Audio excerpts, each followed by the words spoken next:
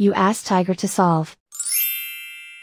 This deals with linear equations with one unknown. The final result is d equals -21. Let's solve it step by step. Group all constants on the right side of the equation. Add 9 to both sides. Simplify the arithmetic.